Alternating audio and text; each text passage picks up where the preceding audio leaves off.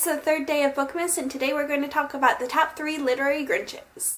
The number 3 ultimate literary villain is in The Fall of the House of Usher. Roderick Usher is probably the epitome of insanity that sort of borders on the edge of like supernatural, and it's really, really creepy. Edgar Allan Poe, he creates the most terrifying villain in this because the worst part is I don't think I hate Roderick Usher.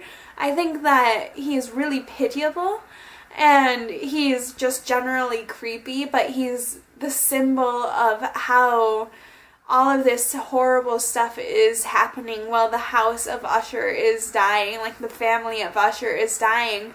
And I think he also plays a big role in the death of it. And it's just so creepy, and Roderick is just insane. The second ultimate literary villain is in the book called We Need to Talk About Kevin.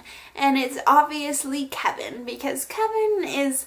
He started out as a sociopath, and he's just a teenager, so I guess he's also going through all of those hormonal things, and he just, like, something in his brain switches off at some point or another. Between the family problems and the fact that his father fails to believe that Kevin needs help before he actually slips, and he goes on a murderous rampage through his school. It's a little sad, but he's just so good at being bad. And so he ranks number 2 on my list of ultimate villains. Da-da-da-da-da-dun.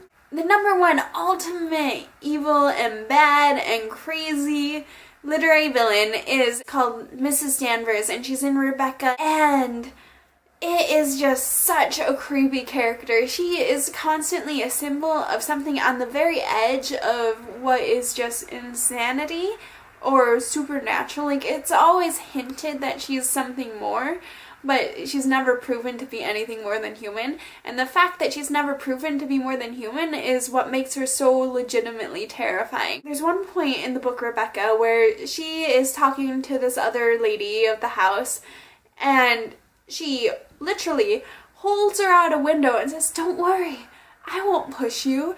I'm just going to hold you here, and then it'll be your choice to jump." And she goes on this giant tangent about how this lady should jump out the window because she's 1, not needed, 1, not loved, and that it would just be better for a woman's happiness if she just committed suicide. And I'm like, what? And there are so many things where like she's like evil smiles. She's like insanity personified. And the fact that she's such a key role in this book, it's so creepy because you can't get away from her. Unfortunately, I'm also getting sick, so the next 2 days of Bookmas are going to be canceled this year because I need to get some more rest and just relax through the rest of the sickness because I want to be healthy by the time of Christmas vacation.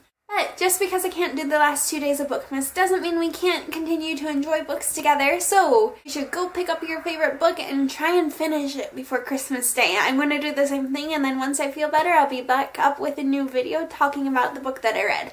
If you enjoyed this video, make sure to give it a massive thumbs up and subscribe for future videos, and I will see you hopefully soon when I feel better. Merry Christmas!